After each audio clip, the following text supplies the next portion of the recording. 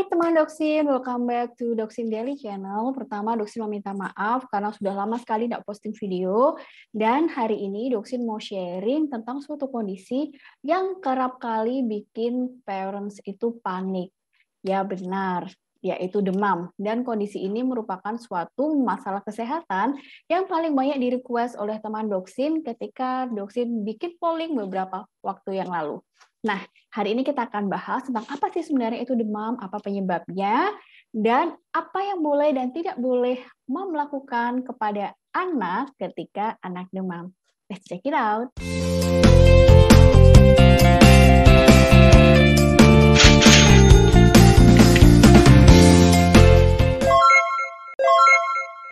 Oke teman Doksin, yang pertama kita akan bahas tentang kapan sih seseorang dikatakan demam.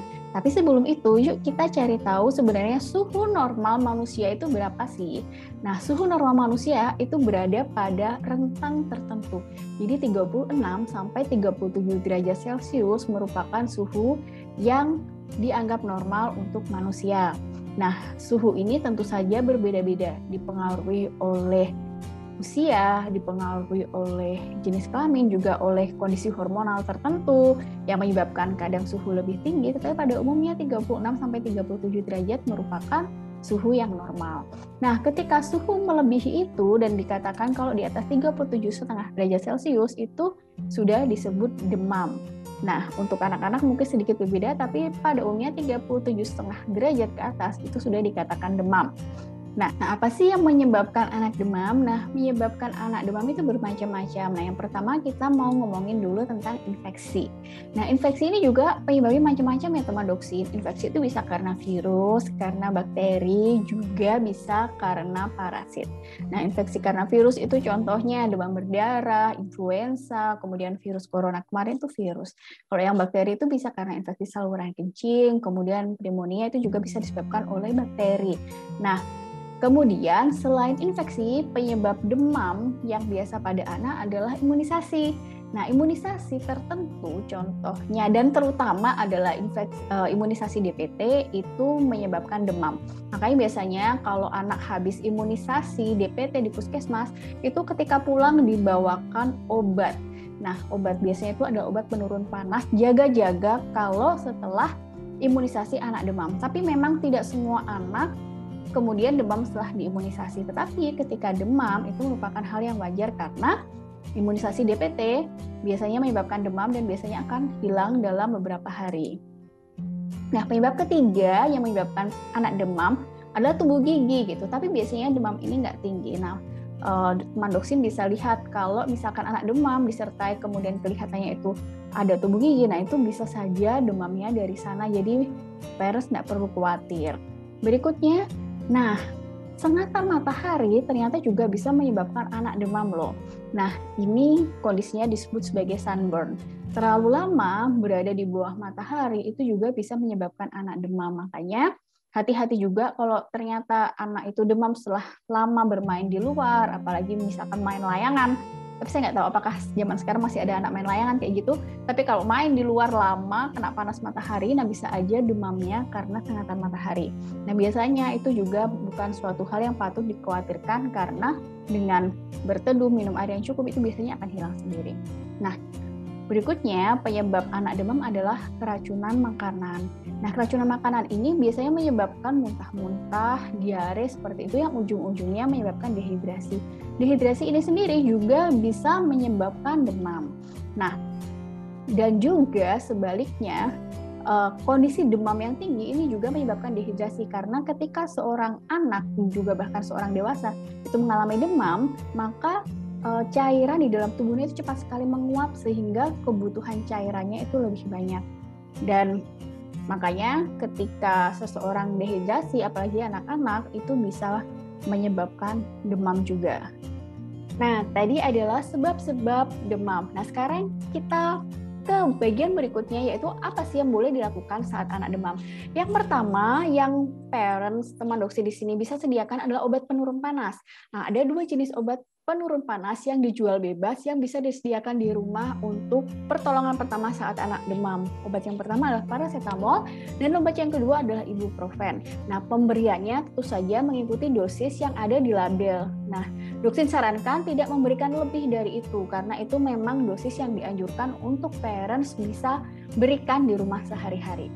Nah, selain memberikan obat penurun panas, yang bisa parents lakukan adalah mengompres dengan air hangat atau air biasa. Ingat ya, kompresnya dengan air hangat atau air biasa, bukan dengan air dingin. Karena dengan memberikan air hangat dan air biasa ini selain membuat anak merasa lebih nyaman, juga tidak menyebabkan tubuh kita salah respon gitu. Karena kalau kita mengompres dengan air dingin atau air es, itu memberikan sinyal kepada tubuh kita seolah-olah panasnya turun dan justru membuat panas itu semakin tinggi. Begitu, jadi sebaiknya dikompres dengan air hangat atau air biasa saja. Dan yang ketiga yang boleh juga dilakukan adalah mandi gitu. Kadang-kadang saya sering dapat pertanyaan seperti ini, dok boleh nggak anaknya mandi? Boleh banget gitu. Jangan sampai anaknya demam 3 hari nggak mandi 3 hari, kan kasihan banget. Semakin kotor badannya, nanti semakin nggak nyaman seperti itu. Nah, mandi ini juga terserah senyamannya. Kalau memang lebih nyaman pakai air hangat, silakan mandi pakai air hangat. Kalau nggak apa-apa dengan air biasa ya nggak apa-apa. Yang jelas boleh mandi. Kalau memang mandi merasa terlalu dingin, bisa juga diseka. Dan justru dengan mandi dan juga dengan menyeka tubuh ini memberikan penurunan panas yang lebih baik dibandingkan hanya dengan dikompres. Nah, berikutnya yang boleh dilakukan saat anak demam adalah memberi banyak minum air gitu.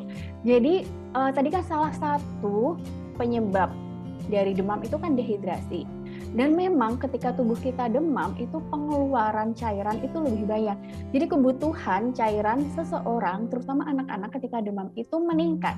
Jadi akan sangat baik ketika diberikan banyak minum air. Ini akan membantu menurunkan suhu tubuh. Nah, biasanya juga ditanya nih, minumnya harus apa? Air hangat, air biasa, boleh nggak air dingin? Boleh nggak es? Jadi mom and dad tentu saja nggak masalah selama tidak ada kondisi-kondisi yang bertentangan yang membuat seseorang anak itu tidak boleh minum es, misalkan radang tenggorokan yang sangat tidak nyaman gitu ya. Kalau minum es ya nggak masalah dikasih es kayak gitu. Jadi jangan terlalu dibatas-batasi, nggak boleh es gitu, nggak masalah. Karena memang panas, ingin sesuatu yang dingin, tidak apa-apa. Jadi kalau memang anaknya mau minum es, nggak masalah. Dengan minum es tidak kemudian membuat lebih parah seperti itu. Tapi memang disarankan minum air suhu biasa atau minum airnya itu suhu yang hangat. Itu akan lebih baik. Seperti itu. Dan kelima, berikan anak suhu yang nyaman gitu. Jadi misalkan kebiasaan pakai AC atau pakai kipas angin ya diberikan gitu. Jangan takut nanti jadi tambah sakit, tambah parah ketika dikasih AC. Justru dengan kita memberikan AC itu memberikan suhu yang nyaman untuk anak. Nah, ketika memberikan suhu yang nyaman, anak akan merasa lebih enak gitu, tidak terlalu rewel. Nah, ini boleh banget gitu diberikan AC atau kipas angin gitu. Jadi senyamannya seperti itu. Nah, sekarang kita ke bagian berikutnya. Jadi apa sih yang nggak boleh dilakukan saat anak demam? Yang pertama, yang big no-no banget saat anak demam adalah diberikan selimut atau pakaian tebal. Nah, kadang-kadang mom ngerasakan ketika anak demam itu menggigil, kayaknya kedinginan, padahal badannya panas. Mah dikasih jaket yang tebal, diselimutin gitu, karena merasa khawatir bahwa anaknya sedang kedinginan. Padahal ketika seorang anak itu demam dan menggigil, itu adalah upaya yang dilakukan tubuh untuk mengeluarkan panas. Nah, ketika ditambah selimut yang tebal atau pakaian tebal, panasnya itu terperangkap dan nggak akan keluar. Justru membuat panasnya semakin lama hilang gitu. Panasnya akan terperangkap. Jadi disarankan kalau anak sakit itu diberikan pakaian tipis aja supaya panas tubuh itu mudah hilang. Nah, berikutnya yang tidak boleh dilakukan adalah seperti yang Doksin sampaikan tadi, memberikan kompres es gitu dan juga memberikan kompres alkohol. Nah, ini tidak disarankan sama sekali. Yang disarankan adalah kompresnya itu dengan air biasa atau air hangat. Nah, yang ketiga yang tidak boleh dilakukan juga saat anak demam adalah memberikan obat katanya nih. Nah, ini sering banget tuh. Misalkan berobat itu udah dikasih obat apa? Oh, Dok, ini sudah dikasih obat ini. Loh, misalkan biasanya tuh Doksin nanya, loh Ibu dapat saran obat ini dari mana? Oh, katanya tetangga saya, katanya kalau anak panas dikasih ini dok. Nah, mom and dad, parents semua, hanya 2 obat tadi ya yang disarankan bisa diberikan saat anak demam, yaitu paracetamol dan ibuprofen. Obat-obatan lain, apalagi obat itu yang di labelnya lingkarannya itu merah atau biru, itu obat yang tidak boleh dijual bebas dan tidak sebaiknya diberikan tanpa pengawasan dan tanpa saran dari dokter. Jadi ingat, jangan memberikan obat katanya, hanya berikan obat yang doksin sarankan tadi atau obat yang dari dokter. Terus, nah, apa sih tanda bahaya demam? Nah, ini ada beberapa kondisi yang membuat mom and dad semua itu harus langsung bawa anak ke dokter gitu. Kalau tadi itu kan pertolongan pertama apa yang bisa dilakukan di rumah. Tapi ini merupakan tanda bahaya demam yang ketika menemui kondisi ini berarti wajib banget bawa anak langsung ke dokter. Nah, kondisinya apa aja? Kondisi yang pertama adalah kalau anaknya teman doksin itu masih di usia di bawah 3 bulan gitu. Nah, kalau usia di bawah 3 bulan kemudian demam, apalagi demam tinggi, nah ini perlu dievaluasi penyebabnya apa. Gitu, ditakutkan ada sesuatu yang tidak normal di dalam tubuhnya, di dalam otaknya. Makanya ini kalau kondisi di bawah usia 3 bulan wajib banget harus langsung dibawa periksa ke dokter.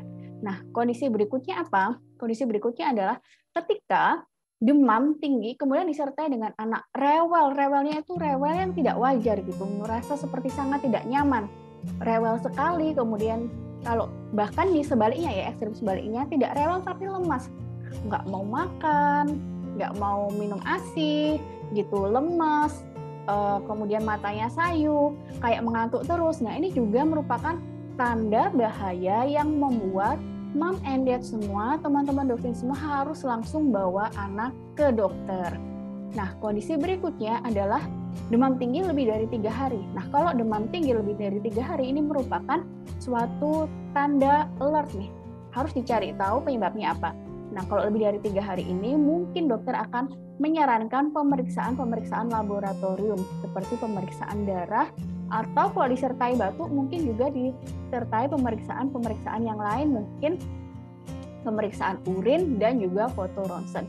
Tapi ingat, kalau sudah 3 hari demam, lebih dari 3 hari demam, harus dibawa ke dokter. Nah, berikutnya adalah kapan harus dibawa langsung ke dokter, yaitu ketika anak punya riwayat penyakit seperti sebelumnya pernah kejang nih waktu demam. Nah, ini berarti wajib banget harus langsung dibawa ke dokter ketika anak demam. Kemudian atau punya riwayat penyakit yang berhubungan dengan kekebalan tubuh. Seperti itu, punya riwayat penyakit-penyakit tertentu di zaman dulu gitu, sebelumnya yang berhubungan dengan ini, kekebalan tubuh. Jadi ini wajib banget harus langsung dibawa ke dokter.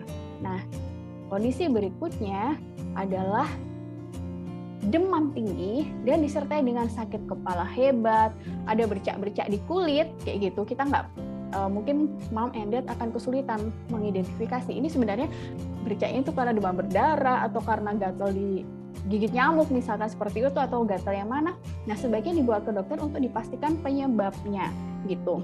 Kemudian demam disertai dengan kaku leher. Kaku leher itu kita melihatnya anak di misalkan di tempat tidur seperti itu, dia tidak bisa dilipat ke depan begini.